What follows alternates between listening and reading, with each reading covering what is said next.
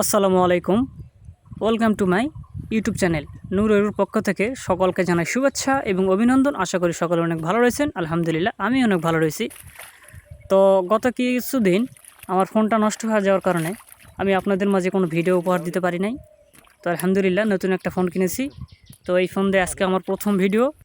তো অবশ্যই ভিডিওটি দেখবেন এবং কেমন হয়েছে অবশ্যই আমাকে কমেন্টে জানাবেন। তো আজকে আছি আলুতে সেচ দেওয়ার জন্য। আজকে আলুতে ৪র্থ নাম্বার সেচ।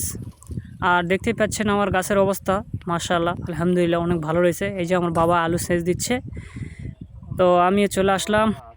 এই যে দূরে দেখতে পাচ্ছেন আমাদের ডিপ আর কি, গভীর নলকূপ।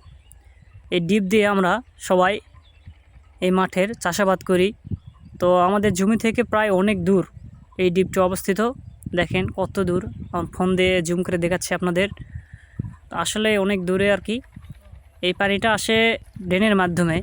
ওখান থেকে ড্রেন আছে, এই যে ড্রেন দেখতে পাচ্ছেন, এরকম বড় ড্রেন আছে, তারপর ছোটো ড্রেন, তারপরে আমাদের জমিতে চলে আসে। এইভাবে আমরা জমিতে চাষাবাদ করি। তো আলহামদুলিল্লাহ কোনো সমস্যাই হয় না আমাদের পানির ক্ষেত্রে আর কি। মাটিগুলো অনেক ভালো, এই মাঠের মাটিগুলো অনেক সুন্দর। এই মাটিকে আমরা সাদা মাটি বা বেলকা মাটি বলি আর কি, যেটাতে ঘর বাড়ির লেপ দেয় আর কি, অনেক সুন্দর লাগে। মাটিগুলো আসলে অনেক সুন্দর। তো আলহামদুলিল্লাহ আলুর গাছগুলো অনেক সুন্দর হয়েছে। আর আমি আছি দুপুরে, প্রখর রোদ। তো দেখেন আমাদের সেচ প্রায় শেষের দিকে। বাবা সকাল থেকে আলু সেচ দিচ্ছে। তো এই জমি সেচ দিলে এই মাঠের আলুর জমি সেচ দেওয়া আমাদের শেষ।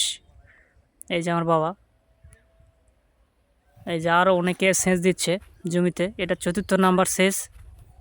তো আর হয়তো বা সামনে 2টা সেচ পাবো, কারণ 1.5 মাসের মধ্যে আলু তুলতে হবে, আবার ধান লাগাবো এখানে।